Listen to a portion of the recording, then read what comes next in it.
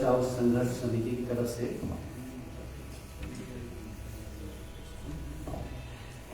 यह press conference कर रहे हैं और सभी स्थानीय और देश भर से आए हुए मीडिया का, पत्रकार बंधुओं का हम तहे दिल से स्वागत करते हैं।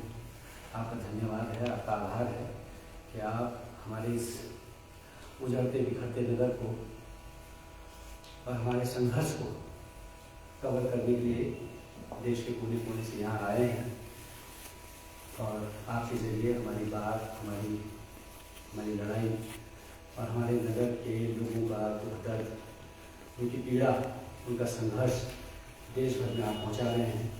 इसके लिए आप सबका धन्यवाद है। हम लोग पिछले 14 महीनों से जो ये हो रहा है, जो परिघटना है, इसको लगातार सरकार के सामने उठाते रहे हैं, बोलते रहे हैं। नवंबर के प्रथम सप्ताह में यह परिघटना शुरू हुई और तभी 17-18 नवंबर के दिन हमने जो है पहला प्रदर्शन किया। उससे पहले 16 तारीख को मीटिंग की और प्रदर्शन के बाद हमने ज्ञापन दिया मुख्यमंत्री साहब को। तब हमें बहुत बड़ी आशंका नहीं थी, न ऐसी अप्रीहेंशंस थी कि कुछ बड़ा होने वाला है, लेकिन ये जरूर था कि अगर ये 12-13 घरों में ये हो गया है तो बड़ी बात होने वाली है। उससे पहले कम से कम हम सचेत हो जाएं। तो इसलिए हमने सरकार से, उसमें बहुत बड़ी मांग भी हमारी नहीं थी, केवल एक मांग उसमें प्रमुख थी कि जोशीमठ क्षेत्र का, जोशीमठ नगर का व्यापक सर्वेक्षण कर लिया जाए। उच्च कमेटी कोई गठित हो, वैज्ञानिकों की, भूगर्भ वैज्ञानिकों की, विशेषज्ञों की, और वो आकर के हमारे नगर का सर्वेक्षण कर लें, जिससे हमें पता चल जाए कि जो हो रहा है एक क्षेत्र में उसकी वजूहात क्या है, उसकी क्या कारण क्या है। अगर कारण हमको पता चल जाएंगे तो शायद है कि हम उनके हल ढूंढ पाएंगे। लेकिन नवंबर के दूसरे सप्ताह के बाद ही अन्य क्षेत्रों में भी ये होने लगा। फिर हमने देखा कि सुनील में ये हो रहा है, दूसरे वार्ड में हो रहा है, हमारे सामने ही जो है हमारे सामने ही जो है ये चौड़ारी के आगे वो सड़क जो है, जो सेना की सड़क है, वो नीचे धंस गई है। शुरू में हमें भी लग रहा था कि हो सकता है कि हमारे यहाँ क्योंकि पानी का सीपेज है, वहां पे पानी का बहाव ज्यादा है। सुनील में भी ये लगा कि पानी का बहाव वहां है, तो उसी वजह से हो रहा है।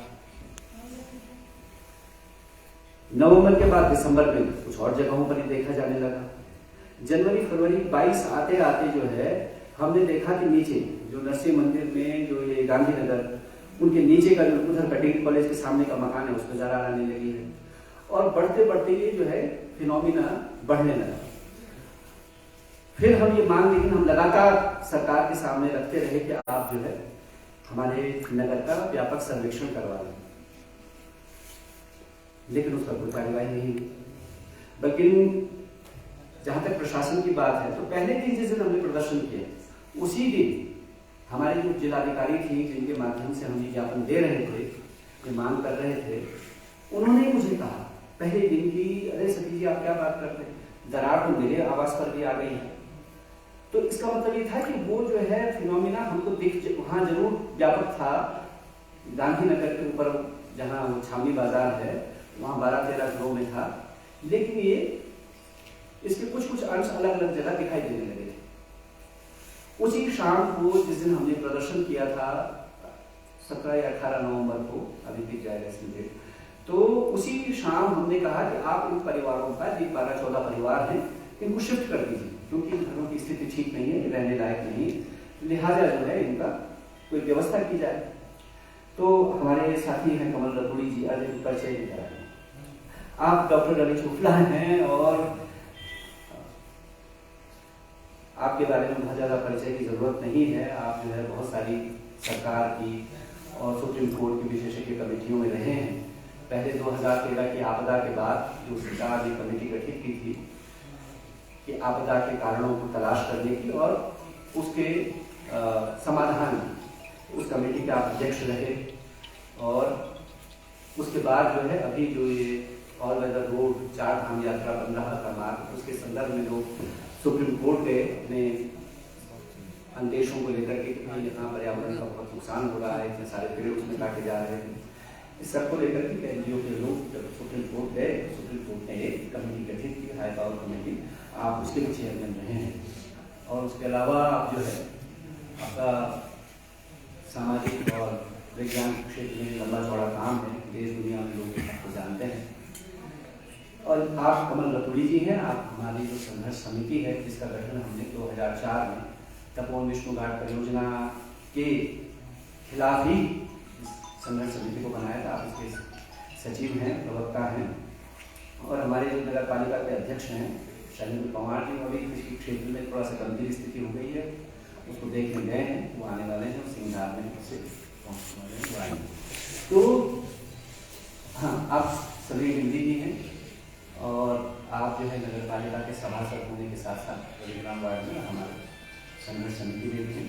और सभी लोग ये बैठे हैं, सभी संघर्ष समिति के साथी हैं, विवेक हैं, पवार हैं, संजय नियाजी हैं, अभी संघर्ष समिति में कोषाध्यक्ष का काम देख रहे हैं, ये नरेश नौटियाल जी हैं और विवेक पवार जी होंगे इधर, और भूपेंद्र हैं, अन्य साथी सब लोग यहाँ आए हैं संघर्ष समिति के। धर्मेंद्र हैं, सूरज जी हैं, नयन सिंह भंडारी जी, आप व्यापार मंडल के अध्यक्ष भी हैं और हमारी संघर्ष समिति के सक्रिय सदस्य हैं। तो उसी शाम हम जो है प्रशासन के साथ ये तलाश करने के लिए कि उन लोगों के लिए सुरक्षित स्थान मिल जाए, हम सरकारी भवनों को देखने लगे। जो भी यहाँ मंदिर समिति की धर्मशाला है, काली कमनी की धर्मशाला है, यहाँ आश्रम पद्धति विद्यालय है, इन सब में हम लोग गए, लेकिन किसी को भी हम जो है प्रशासन चिन्हित नहीं कर पाए जहाँ उन लोगों को शिफ्ट किया जाए। हमने कहा फिर प्रशासन के पास जाके, जब आप अभी 14 परिवारों का नहीं व्यवस्था कर पा रहे हैं, तो जब आपको 20-25 हजार की आबादी का विस्थापन करना होगा क्या होगा, ये बात हमने तभी कह दी, हमारे ज्ञापन में लिखी हुई और ये बात हम लगातार दोहराते रहे, कहते रहे।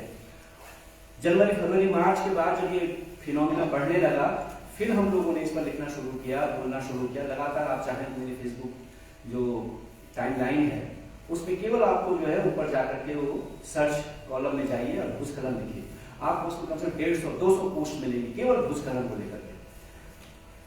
और ऐसा नहीं कि प्रशासन इसका संज्ञान नहीं है, उनको दिखाई देता था क्योंकि हम ज्ञापन देते थे कि हाँ जिलाधिकारी के माध्यम से वो डीएम के पास जाता है उसके बाद। और ऐसा भी नहीं है कि हमारे डीएम साहब यहाँ आ रहे हों, डीएम साहब लगातार जोशीमठ से होकर के बद्रीनाथ जाते रहे, लेकिन कभी जोशीमठ नहीं होते।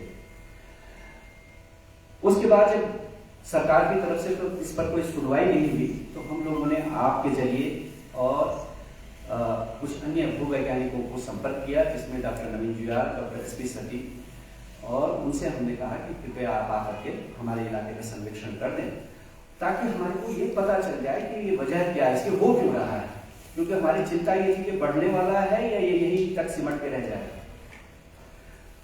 जून के महीने में डॉक्टर एसपी सती और डॉक्टर नवीन जुयाल यहाँ आए और उन्होंने पूरे इलाके का सर्वेक्षण किया, और उनके साथ ही मिलकर के डॉक्टर शुभ्रा शर्मा ने एक रिपोर्ट उन्होंने तैयार की, और मेरे ख्याल से 15-20 दिन बाद जुलाई 1 वीक में उन्होंने हमको रिपोर्ट दे दी।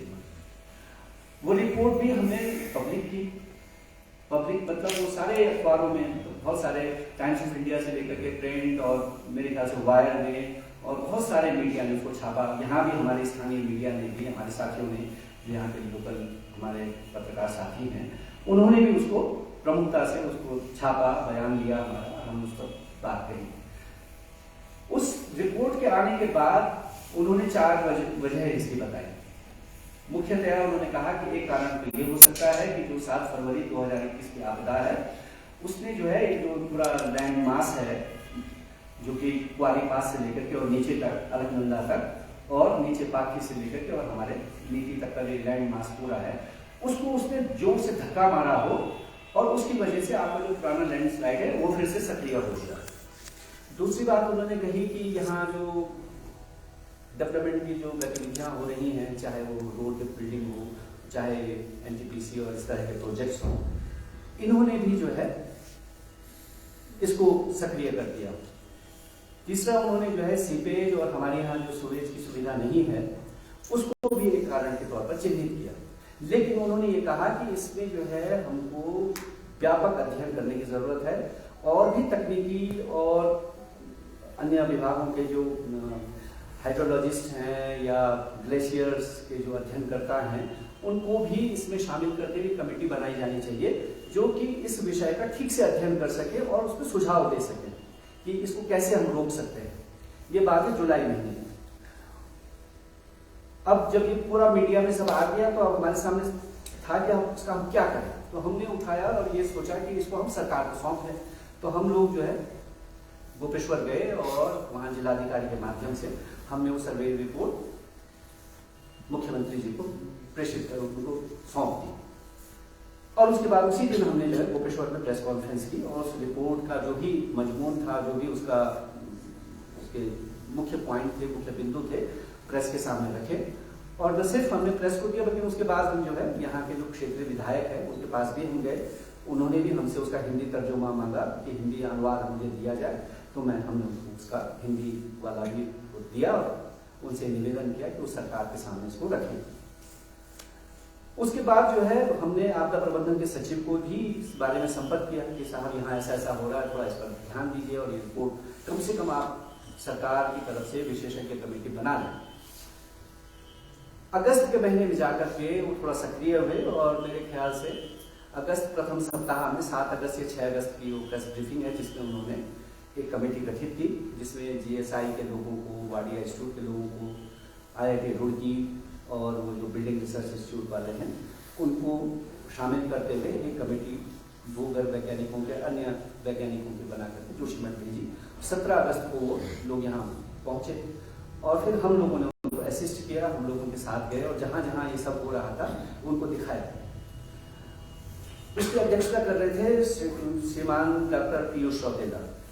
पीयूष रौतेला साहब ने जो है वो वही पीयूष रौतेला हैं जो 2010 में करंट साइंस में पेपर लिख चुके थे डॉक्टर MBS बिष्ट के साथ। उस पेपर में उन्होंने जो है इस बात पर बड़ा जोर दिया था कि जो तपोवन विष्णु घाट परियोजना है, इसकी जो सुरंग है, ये जोशीमठ के लिए खतरा हो सकती है, क्योंकि उन्होंने कहा था कि GSI ने इसकी जो है इजाजत नहीं दी है, परमिशन नहीं दी। खैर वो उसको हेड कर रहे थे। अगस्त की 26 तारीख को जब वो यहाँ से चले गए तो फिर हम लोग देहरादून गए। कमल रतोड़ी जी, मैं, इंद्रेश मैखुड़ी जी और हमारे एक साथी हैं अजय भट्ट, और हम जाकर के आपदा प्रबंधन के सचिव से मिले और उनको हमने ये जो हो रही है पूरी यहाँ की परिघटना उसके बारे में बताया और साथ में जो है एक ज्ञापन भी दिया, उसको कुछ सुझाव भी दिए। हमारे बहुत सारे सुझावों को पढ़ने के बाद जो नीचे वाला जो सुझाव था उसको देख करके तो सिन्हा साहब बड़े खुश हुए। अरे वाह, ये तो आपने बहुत अच्छी बात लिखी है। आपने लिखा है, हमने उसमें लिखा था कि जोशीमठ का जो केस हो रहा है, जोशीमठ में जो इंसिडेंट हो रहे हैं, जो परिघटना हो रही है, इसको जो है सरकार एक पायलट प्रोजेक्ट की तरह ले, यानी जैसे हमने यहाँ सर्वेक्षण करवाया स्वतंत्र वैज्ञानिकों से और उसके बाद हमने सरकार की कमेटी गठित करवाई, वो सर्वेक्षण कर रही है और उसके बाद हम एक प्लान लेके आए हैं कि यहाँ क्या क्या होना चाहिए, क्योंकि हमने उनसे कहा कि जोशीमठ तक सीमित रहने वाला नहीं है, ये जो है ये फिनोमिना बढ़ने वाला है, क्योंकि उत्तराखंड का सारा पहाड़ी इलाका जो है भूस्खलन के जद में आ गया है।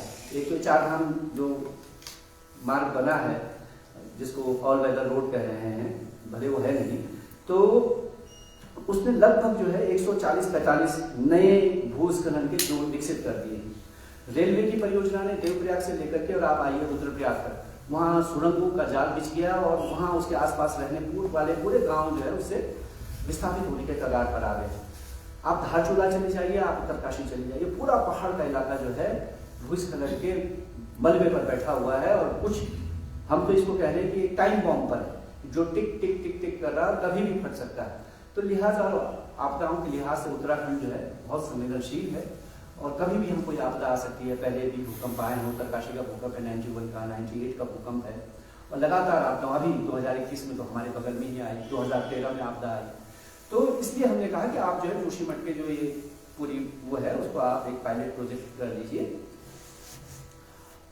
ताकि इसको हम फिर उत्तराखंड के दूसरी जगहों में रेप्लिकेट कर सकें। तो उन्होंने कहा कि अरे तो बहुत बढ़िया बात है, वो यहाँ अल्मोड़ा में ये दिक्कत है जो आपके यहाँ है, वहाँ स्टोरेज की प्रॉब्लम है, तो वहाँ भी हम ये कोशिश कर रहे हैं और फंड की कोई कमी नहीं है, आपके यहाँ किया जाए। तब तक हमको भी लग रहा था कि हमारे यहाँ जो है अगर नीचे जो अलकनंदा का तट है वहाँ अगर जो है तटबंध बना दिया जाए, दीवार खड़ी कर दी जाए, हमारा सुएज सिस्टम ठीक कर दिया जाए, हमारे यहाँ जो पानी की निकासी की समस्या है उसे ठीक कर दिया जाए और भी कुछ ऐसे कार्य कर दिए जाए तो शायद है कि हमारा जो ये परिघटना है इसको हम रोक सकते हैं जोशीमठ को। तब तक क्योंकि स्थिति इतनी विकराल नहीं हुई थी।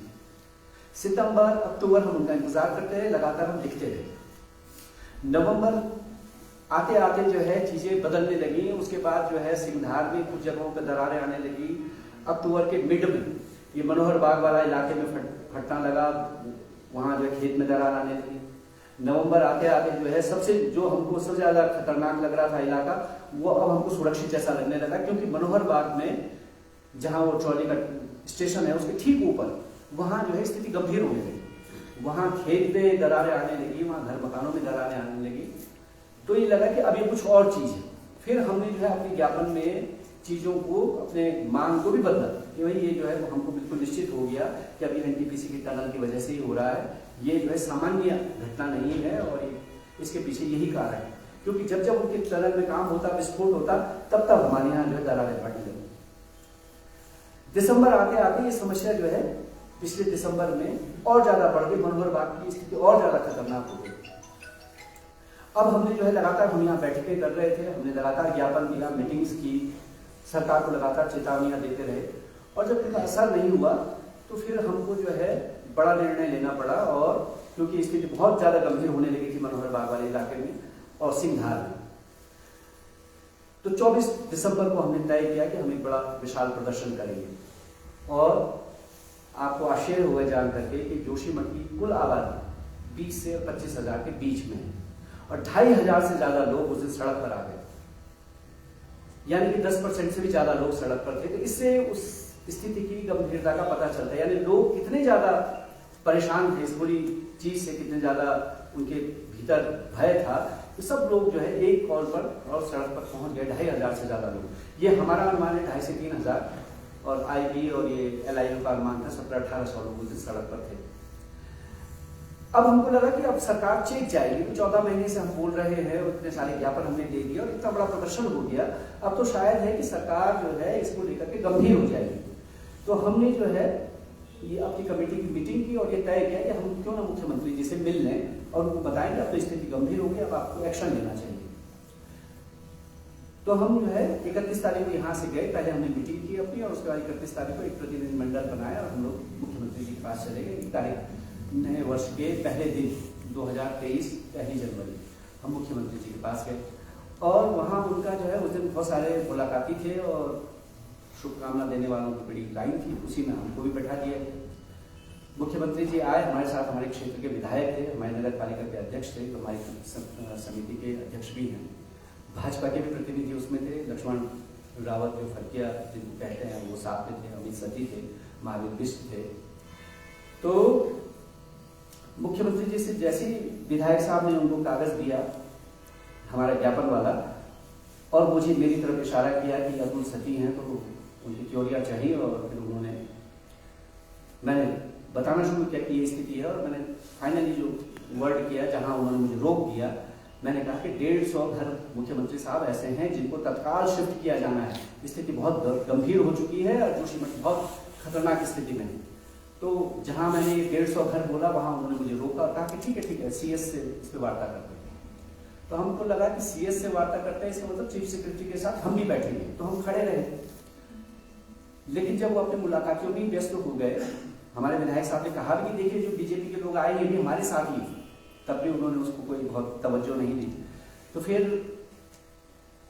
हमको लगा कि तो कोई बात नहीं है, हम इतनी दूर से गए हैं और हमारे इलाके की हालत इतनी खराब है और ये सुनने को तैयार नहीं है। तो मैंने फिर अपने विधायक साहब जो थे उनको प्रेशर किया, प्लीज आप एक बार थोड़ा पूछिए कि मुख्यमंत्री साहब का ये मंतव्य है कि हम चले जाएं, तो आप उनसे पूछिए कि हम ठहरे कि चले जाएं। तो मेरे दबाव देने पर, क्योंकि ये तो बहुत ही वैसी ऑकवर्ड स्थिति उनकी हो चुकी थी, लेकिन उसके बावजूद उन्होंने पूछा विधायक साहब ने इनसे, मुख्यमंत्री जी से, कि मुख्यमंत्री साहब हम ठहरे, रुकें या जाएं। तो उन्होंने जो है ऐसे गर्दन हिलाते हुए कहा कि नहीं आप जाइए। तो हम जो है बड़े आप बेआबरू हो गए, तेरे पूछे से हम निकले टाइप की स्टाइल में हम बाहर आ गए। फिर हमारे साथ जो बीजेपी के लोग थे तो उन्होंने कहा कि हम जो है अपने प्रदेश अध्यक्ष जो यहाँ पहले विधायक रहे महेंद्र भट्ट, उनसे मिल लेते हैं। मैंने कहा ठीक है, वो तुम्हारी पार्टी के विधायक हैं, वो अध्यक्ष हैं प्रदेश के, तो आप लोग उनसे मिल लीजिए और कोई हल निकलता है। ठीक, क्योंकि हम इतनी दूर से गए, हम बहुत स्थिति को गंभीरता को समझ रहे थे, तो इसलिए कोई दरवाजा कोई कोना आप छोड़ना नहीं चाहते थे। कोई उम्मीद जहां भी मिले तो उन्होंने कहा कि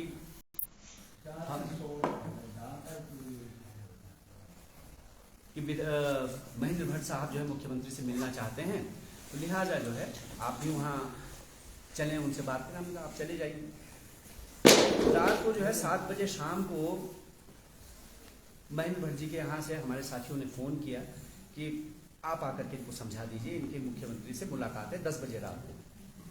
हमने उनसे कहा कि देखिए जो समस्या है उसको आप भी समझते हैं, हम भी समझते हैं, ज्ञापन हमने आपके पास पकड़ा है और उनको दे दीजिए। उन्होंने कहा नहीं, वो अध्यक्ष साहब कह रहे हैं कि आप जो है ज़्यादा बेहतर तरीके से इस बात को रख सकते हैं और सुझाव भी दे सकते हैं, तो आप प्लीज़ आ जाइए। तो हमारे साथियों के भी इसमें और ये लगता हुआ कि भाई डूबते को तिनके का सहारा, चलो कुछ तो शायद है इसमें बने बात। तो मैं उनके दरवाजे पर चला गया। 7:30 बजे के करीब मैं उनके घर पर गया हूँ और लगभग 8 सवा 8 बजे तक हम उनके घर पर रहे और मैंने उनको विस्तार से यहाँ की समस्या बताई और अपने जो सुझाव उन्होंने मुझसे मांगे मैंने उनको बताया। उन्होंने कहा कि अभी मेरी समझ में ठीक से नहीं आ रहा, तुम जो है मुझे पॉइंट वाइज बता दो। तो मैंने पॉइंट वाइज उनको लिखित में उन्होंने लिखा। मैंने बोला कि हमारी पहली बात ये है कि एनटीपीसी जो है इसके लिए जिम्मेदार लग रही है, तो उसका और ये नीचे बीआरओ का काम तत्काल रोक दिया जाए। एनटीपीसी के साथ हमारा 2010 का समझौता है, उसको लागू किया जाए। हमारे लोग जो तत्काल जो प्रभावित है उनकी तत्काल व्यवस्था की जाए और लोकल लेवल पर एक कोऑर्डिनेशन कमेटी बना ली जाए जिसमें स्थानीय हमारे प्रतिनिधि शामिल हों, हमारे वार्ड के मेंबर्स वगैरह, ताकि जो है हम वहाँ का काम ठीक से कर सकें। और एक हाई पावर कमेटी बना दी जाए जो है जोशीमठ के विस्थापन पुनर्वास से लेकर के और जो इसका स्थायीकरण यानी स्टेबलाइजेशन उसके कार्य को ठीक से कर सके। उन्होंने कहा हाँ ये तो कोई बड़ी बात है, तो हो जाएगा। मैं जा रहा हूँ मुख्यमंत्री जी के पास। हम आ गए। हम रात को 11-12 बजे तक उनकी उत्तर की प्रतीक्षा करते रहे, वो तो हमको मिला नहीं। सुबह हमने जो है जब उनसे संपर्क करने की कोशिश की तो उससे पहले ही हमारे पास अखबार आ गया। दैनिक जागरण में खबर थी कि उन्होंने मुख्यमंत्री से मुलाकात की और सारी बातें जो पुराने दोहरा चुके थे मुख्यमंत्री। तो 17 नवंबर की जो आपदा प्रबंधन सचिव की जो बैठक थी वही सब उन्होंने दोबारा से उसको कह दिया। तो हमें लगा कि हमारे साथ तो ये धोखा हो गया है। तो हमने फिर मैंने उनको फ़ोन किया, तो कहा विधायक ये अध्यक्ष साहब ये तो गलत बात है, आप 8:30 बजे तक हमारे साथ बैठे हुए हैं और आपकी प्रेस रिलीज इसमें आ गई। नहीं वो तो छप जाती है ऐसे। नहीं छपती भाई साहब, हम अखबार में रहे, हम जानते हैं काम करना है ऐसा। आपकी प्रेस रिलीज जो है 6:30-7 बजे तक जब तक वहाँ नहीं पहुँची वो सुबह के अखबार में नहीं छपती। अखबार 11 बजे छप करके बाहर आ जाता है। तो वो जिद करने लगे नहीं मैं तो शॉर्टकट से निकल गया, मुझे तो उन्होंने पहले ही बुला लिया, मैं 10 बजे थोड़ी गया, मैं तो 9 बजे चला गया। खैर फिर बहुत उस पर हमारा वाद विवाद हुआ। उसके बाद फिर उन्होंने दोबारा फ़ोन किया। फिर स्पीकर पे इन सब लोगों ने सुना, शैलेंद्र कुमार जी ने भी, कमल रतूड़ी जी ने भी, और जो उनकी पार्टी के यहाँ के जिला मंत्री हैं लक्ष्मण सिंह रावत फरकिया, उन्होंने भी सुना जो वो कह रहे थे। और उसमें बहुत ही गैर गंभीर तरीके से उन्होंने कहा कि अरे आप क्या समझते हैं वो जरूरी है 10 बजे जाना, मुझे तो मुख्यमंत्री ने 9 बजे बुला लिया, 9 बजे चला गया। और फिर वहाँ से शॉर्टकट रास्ता है, यहाँ गढ़ी कैंट से होकर के मैं शॉर्ट पे पहुँच गया मुख्यमंत्री के पास। अरे मैंने कहा साहब आप विधायक नहीं हैं, अब आप जो है एक पार्टी के जिम्मेदार प्रदेश अध्यक्ष हैं, आप ऐसी बात कैसे कर सकते हैं बचकाना बात? ये मत कीजिए, वहाँ स्थिति बहुत गंभीर है, इसको राजनीति का विषय नहीं बनाइए।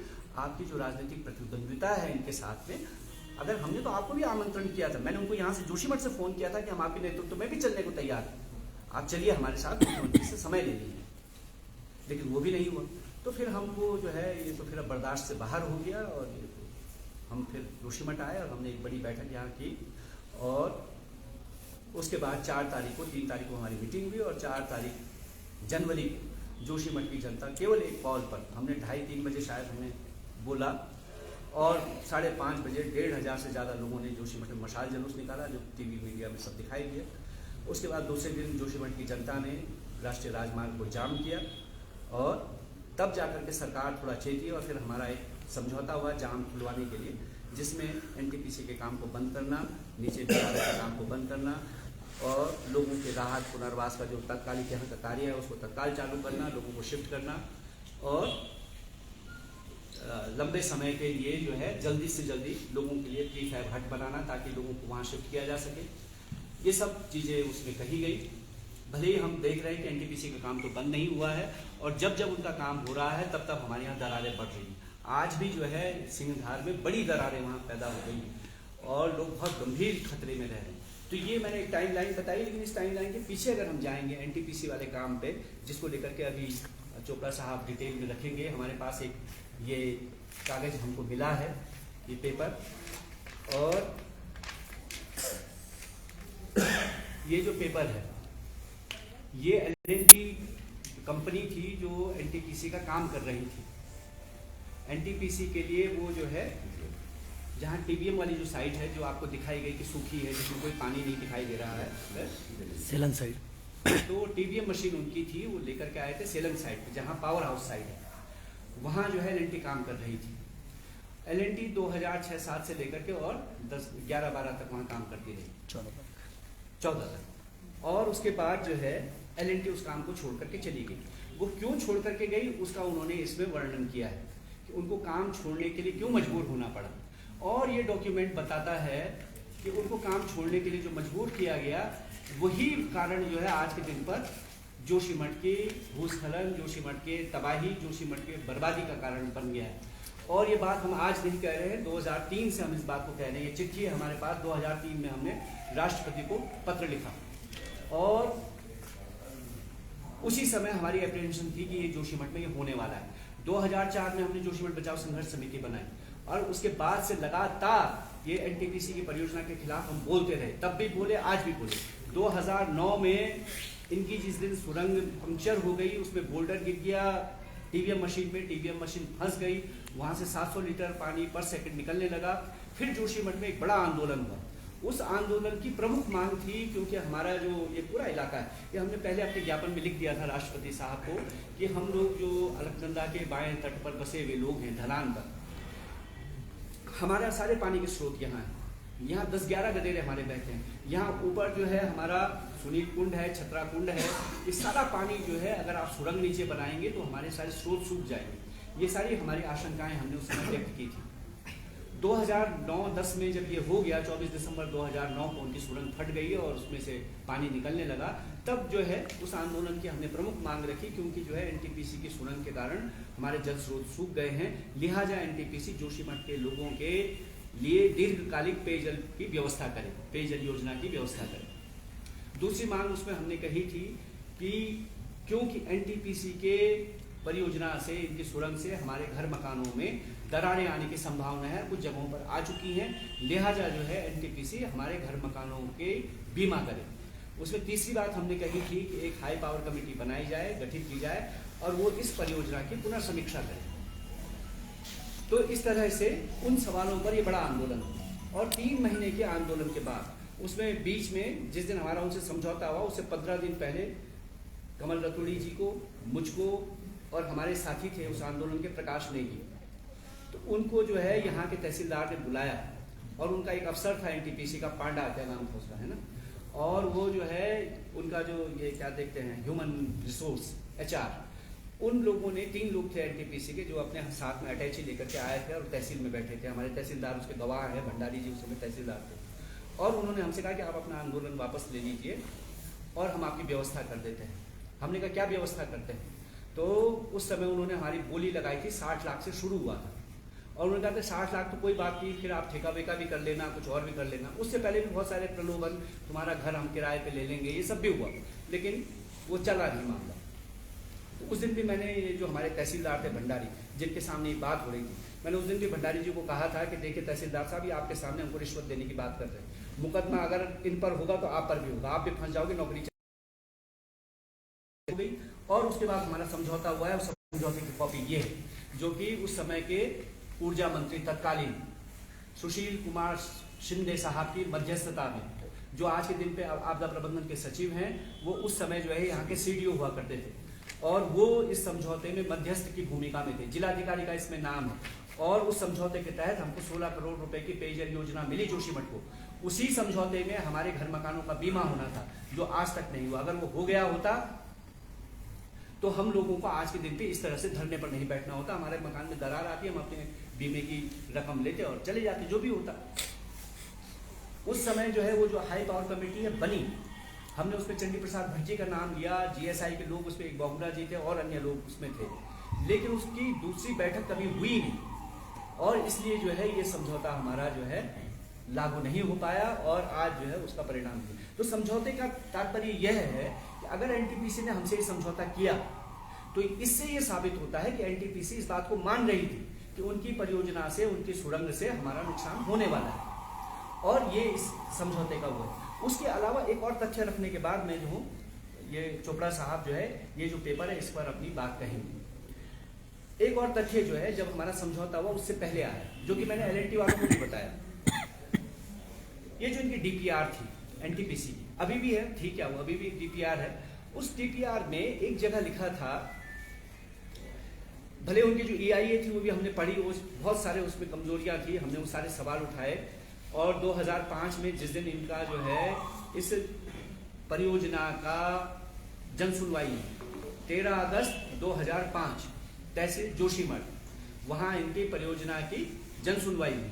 उस जन सुनवाई का आपको कार्यवृत्ति यानी कि उसके मिनट्स आपको मिल जाएंगे, ऑनलाइन उपलब्ध है, आप देख सकते हैं।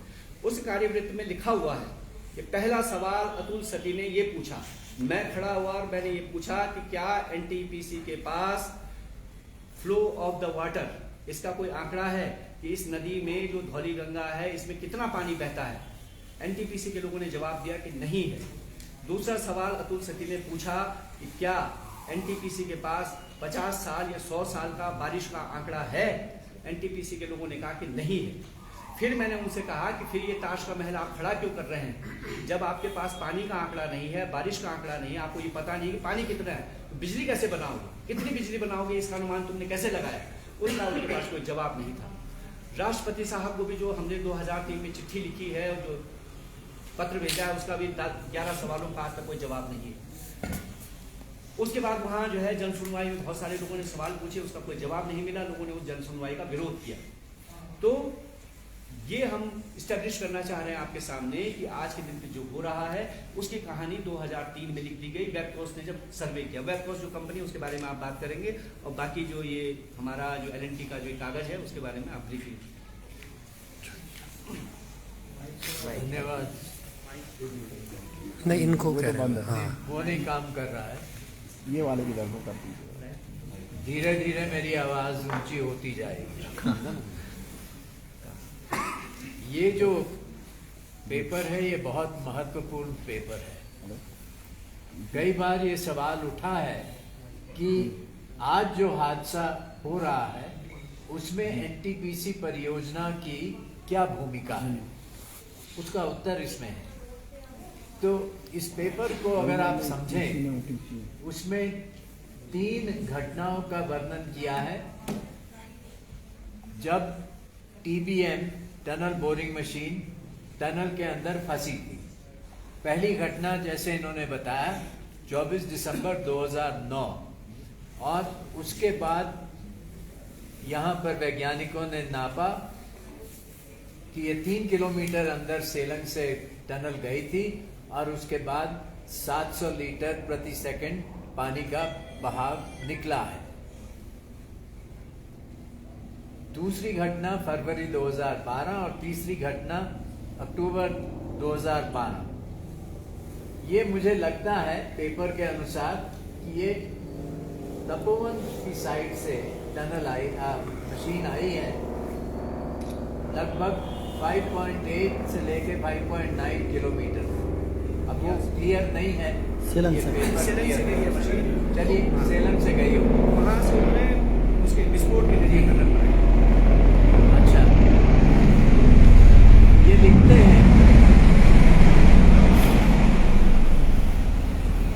ये जो 3 ऑथर्स हैं इसके, मेरी समझ से मैंने नीचे इनका एक्नॉलेजमेंट पढ़ा है और वो एक्नॉलेज करते हैं कि इसमें जो भी लिखा है ये डेटा एनटीपीसी और एलएनटी से मिला है। तो ये उसी परियोजना के कंसल्टेंट थे, ऐसा मुझे लगा। तो उनका ये कहना है कि भारी मात्रा में, तीनों टाइम भारी मात्रा में पानी का रिसाव टनल के अंदर हुआ है। क्योंकि कुछ ना कुछ दीवार पंक्चर हुई, उसकी वजह से पानी आया। उस वाटर प्रेशर के जरिए के कारण नई दरारें चट्टानों में बनी। जो पुरानी दरारें थी वो और चौड़ी हो गई, और इसका नतीजा ये हुआ कि वहां से जो पानी अंदर टनल के आया वो बाहर भी निकला है। ये उनका एक निष्कर्ष। बहुत ही संवेदनशील और वीक चट्टाने हैं। मैं अपने शब्दों में अब कह रहा हूं कि अगर जियोलॉजी के शब्दों में इसको कहा जाए कि the rocks are faulted, jointed and fissure, मतलब उनमें दरारें हैं जगह जगह पर, और नई दरारें ऐड की गई। कंसल्टेंट्स कहते हैं कि उस समय कुछ ट्रीटमेंट मेजर्स सुझाए गए थे कंपनी को, लेकिन ये भी जोड़ देते हैं कि आमतौर पर इस तरह के ट्रीटमेंट मेजर्स जो हैं, क्योंकि वो खर्चीले होते हैं और क्योंकि उससे परियोजना में डिले होती है, इसलिए वो किए नहीं जाते। ये उनका कहना था। तो ये सब पढ़कर मुझे स्पष्ट लगता है कि टनलिंग की वजह से यहाँ की जो भूजल का सिस्टम है उस पर असर हुआ। अब मैं और अपनी तरफ से जोड़ रहा हूं, ये सब तो पेपर में लिखा हुआ है, आप खुद अगर समझ सकते हैं तो समझ लीजिए, भाषा सारी टेक्निकल है। अब मैं अपना ये जो जोड़ रहा हूं कि अगर इन 3 घटनाओं से जितना भी पानी आया हो उससे कहीं ज्यादा पानी जो है वो 7 फरवरी 2021 को टनल में घुसा है, और उसका जो वाटर प्रेशर होगा उससे न जाने कितनी और दरारें बनी और पुरानी दरारें खुली। तो इसका असर तो वही होगा जो पहले हो चुका है, लेकिन उसका स्केल बहुत बड़ा है। तो ये बात हमें काफी संकेत दे रहा है। There is adequate reason to believe that what we are witnessing today is a result of the tunneling exercise conducted by NTPC. इतना ही कहूंगा, अगर आपके कोई सवाल होंगे तो मैं जवाब दूंगा। एनटीपीसी के सीनियर अधिकारी से मेरी बातचीत हो रही थी, उन्होंने भी अपना एक वक्तव्य जारी किया था, मीडिया के सामने बहुत नहीं आया था। वो कह रहे थे कि हम जहाँ पर टनलिंग का काम कर रहे हैं, तपोवन से जो आगे की तरफ टनलिंग हो रही है वो टीबीएम मशीन से हो रही है, वहाँ पर कोई कन्वेंशनल सिस्टम का इस्तेमाल नहीं हो रहा। और उनका कहना है कि उधर की चट्टाने हार्ड रॉक है, जबकि इधर की चट्टाने ढीली, तो उसका कोई उससे संबंध नहीं है, उसकी तरफ से ये कहा गया। और जोशीमठ के आखिरी घर से 1 किलोमीटर दूरी पर है, गहराई जो है 1200 मीटर है। तो उनका कहना है कि ये कहना है कि जो जोशीमठ पे दरारें बढ़ रही हैं वो हमारे परियोजना की वजह से बढ़ रही है, वो ये नहीं मानते। असल में जो है ना, एक सेकंड देखिए, वैज्ञानिक आपको क्या कह रहे हैं। एक तो वो कह रहे हैं ये सारा फॉल्ट जोन है, हम लोग एमसीटी के बगल में खड़े हैं, सबसे संवेदनशील इलाका है। यहाँ प्राचीन काल में ऐसा पहाड़ को तोड़ मोड़ कर उठाया गया है। देयरफॉर यहाँ के जो पत्थर हैं हार्ड रॉक तो हैं, लेकिन उनमें दरारें हैं, उनके बीच में मिट्टी घुसी हुई है, उनके बीच में तरह तरह के रॉक्स हैं, कुछ सॉफ्ट हैं और ज्यादातर हार्ड भी हैं। तो हार्ड रॉक होने से कोई आपको आश्वासन नहीं मिल सकता है, नंबर 1। दूसरी बात यह है कि टनल में ब्लास्टिंग हुई है। ये बात तो एनटीपीसी भी मान लेगा कि टनल के अंदर ब्लास्टिंग हुई है। मैं पूछ रहा था यहाँ और मुझे पता चला कि एनटीपीसी ने एक समय लोगों को कुछ एक प्लास्टिक का मार्कर दिया था कि ये अपनी छत पे लगा लेना, और अगर यहाँ पर तुम्हारा घर हिलता है तो ये गिरेगा या टूटेगा। ऐसा हुआ। और 2014 के समय इतने गांव में हम गए, जहां भी हम जाते हैं कंपनी वाले कहते हैं कि हमारी कंट्रोल्ड ब्लास्टिंग होती है। तो मैंने लोगों से पूछा, वहां पे जो काम करते हैं लोग, मैंने उनसे पूछा ये कंट्रोल्ड ब्लास्टिंग क्या होती है। पता चला कि कंट्रोल ब्लास्टिंग तो लोकल एक ठेकेदार करता है। लोकल ठेकेदार जो है वो वैज्ञानिक नहीं है, वो जल्दी से जल्दी अपना काम करना चाहता है ताकि अपनी कमाई करे और अगले साइट पे पहुंचे। तो उनके यहाँ कोई वैज्ञानिक नहीं होता जब वो ब्लास्टिंग करते हैं, नंबर 1। नंबर 2, उसकी वजह से ये दरारें आती हैं और ये दरारें काफी फैलती हैं। L&T के जो लोहारी नाग पाला का जो प्रोजेक्ट था, वहाँ एक गांव में मैं गया जहाँ पर ये देखा कि जल स्रोत जो है सूखा पड़ा है। क्यों सूखा पड़ा है? क्योंकि जल स्रोत कहीं और चले गया। तो कई गांव में मैंने ये देखा है कि ब्लास्टिंग होती है, उसके बाद जल स्रोतों की दिशा बदलती है। तो मेरे लिए तो काफी सबूत है कि इसका असर नीचे भूजल पर होता है, दरारें बढ़ती हैं। हार्ड रॉक से आपको कोई ज्यादा आश्वासन नहीं होना चाहिए कि हम बचे हुए हैं। उसका सबसे बड़ी बात तो ये है कि जो उनकी DPR है ना, उसको ही हमने जो है उनको पूछा था जब ये समझौता हुआ। तो समझौता उसी दबाव में उन्होंने किया।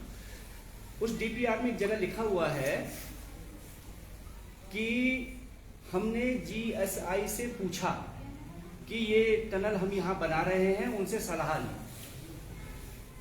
GSI ने कहा, NTPC को सलाह दी कि जहां आज आपका प्रपोज बैराज साइट है तपोवन में, अगर आप वहीं उसको रखते हैं तो on the way of that tunnel, उस टनल के रास्ते में you can find so many hot water springs. आपको उसके रास्ते में बहुत सारे गर्म पानी के स्रोते मिलेंगे। लिहाजा आप ऐसा कीजिए कि आपकी जो बैराज है इसको थोड़ा पीछे खिसका लीजिए। NTPC वाले जो है उस पर टिप्पणी करते हैं कि अगर हम जो है GSI की बात को मानते हैं और अपना जो प्रपोज्ड बैराज साइट है इसको पीछे ले जाते हैं, तो हमको इतने मिलियन बिजली का नुकसान, इतने मिलियन यूनिट बिजली का नुकसान हो जाएगा। फिर हमको जो है जो लाता तपोवन परियोजना है उसको भी पीछे खिसकाना पड़ेगा, क्योंकि उसके बाद दूसरी परियोजना है, फिर इतने मिलियन यूनिट का नुकसान हो जाएगा। फिर हमको मरकुड़ा लाता जो परियोजना है उसको पीछे खिसकाना पड़ेगा, और इस तरह से फिर तमक हुआ है। तो इस तरह से हमको बहुत सारी बिजली का नुकसान होगा। लिहाजा हमने GSI की सलाह को न मानते हुए जहां बैराज साइट हमारा प्रपोज था वहीं रहने दिया। ये बात हम नहीं कह रहे, उन्हीं की DPR कह रहे। तो यानी कि उनको GSI ने भी नहीं इस बात को सलाह दी कि हाँ बनाइए। GSI ने तो ये टनल बनाने के लिए भी उनको मना किया था कि नहीं बनाए। ये जो है पीयूष रौतेला साहब और डॉक्टर NPS बिष्ट के पेपर में लिखा हुआ है, करंट साइंस में जो छपा है। तो उसके बावजूद उन्होंने जो है विशेषज्ञों की सलाह के खिलाफ जाकर के परियोजना बनाई। यहाँ 1976 की मिश्रा कमेटी की रिपोर्ट का सब लोगों ने जिक्र किया है। उस रिपोर्ट के अनुसार हम भूस्खलन के मलबे के ढेर पर थे, तब तो उन्होंने कहा था कि कोई भारी निर्माण कार्य होना ही नहीं चाहिए। उसके बावजूद सरकार ने यहाँ एक परियोजना विष्णुप्रयाग परियोजना बनाई, उसके विस्फोटों से पूरा जोशीमठ हिला। उसके बाद जो है ये वाली परियोजना, इसका तो शुरू से ही प्रारंभ, तब तो जो है कंपनी ने अभी परियोजना की शुरुआत तो छोड़िए, सर्वे नहीं हुआ था तब तक, और सर्वे के दौरान ही हम लोगों ने इसका विरोध शुरू कर दिया। तब भी सरकार इसको बनाती चली गई। अभी 2021 की आपदा के बाद जो है हम फिर कोर्ट में गए, नैनीताल हाई कोर्ट में हम गए और हमने वहां यही कहा था कि इस परियोजना को बंद करें, इस कंपनी को ब्लैक लिस्ट करें। क्योंकि 2013 की आपदा के बाद जब आप जिस कमेटी के आप अध्यक्ष थे, आपने कहा था कि पहले जो है यहाँ जो हायर हिमालय में यहाँ ये परियोजना नहीं बननी चाहिए। और क्योंकि जब सरकार ने कहा कि भाई यहाँ तो हम बहुत सारा काम कर चुके हैं एनटीपीसी वाले, तो आपने कहा था कि वहाँ जो है अर्ली वार्निंग सिस्टम लगना चाहिए, यानी कि अगर कोई घटना हो, दुर्घटना हो, उससे पहले अर्ली वार्निंग सिस्टम रहेगा तो लोगों की जान बचाई जा सकेगी। एनटीपीसी ने उसको भी नहीं माना और अर्ली वार्निंग सिस्टम नहीं लगाया, जिसकी वजह से इतने सारे लोग 140 लोग तो उन्हीं की साइट पर मर गए और 70 से ज़्यादा लोग जो है वहाँ रेणी वाली साइट पर मर गए। अगर अर्ली वार्निंग सिस्टम होता तो इन लोगों की जान बचाई जा सकती थी। तो उन लोगों की हत्या का इल्जाम भी हमने लगाया कि इन पे जो है मर्डर चार्ज लगना चाहिए, गैर इरादतन हत्या। हमने बाकायदा थाने में यहाँ रिपोर्ट दी थी और उसके बाद हम कोर्ट में गए और हमने कहा था कि इनको ब्लैक लिस्ट किया जाए। ये वैसे भी ब्लैक ही काम करते रहे हैं। एनटीपीसी का मतलब नेशनल थर्मल पावर कॉर्पोरेशन, ये कोयले से बिजली बनाते रहे, वहाँ कोयले की दलाली करते रहे, यहाँ ये पानी की दलाली करने आ गए और हमको डुबा रहे। तो ये जो है पहले भी हम, लेकिन हाई कोर्ट ने वहाँ पर जुर्माना लगा दिया। उसके बाद हम सुप्रीम कोर्ट गए हैं, जिसमें कि आप भी हमारे साथ थे। वहाँ जो गौरा देवी चिपको आंदोलन की नेता रही हैं, उन गौरा देवी का नाती उसमें हमारे साथ पिटिशनर था। वो रेणी गांव के प्रधान जो है हमारे साथ पिटिशनर थे। संग्राम सिंह हमारे साथ पिटिशनर थे, जो कि पहले भी उस सवाल को उठा चुके थे रेणी में जो परियोजना है उसको लेकर के। सवाल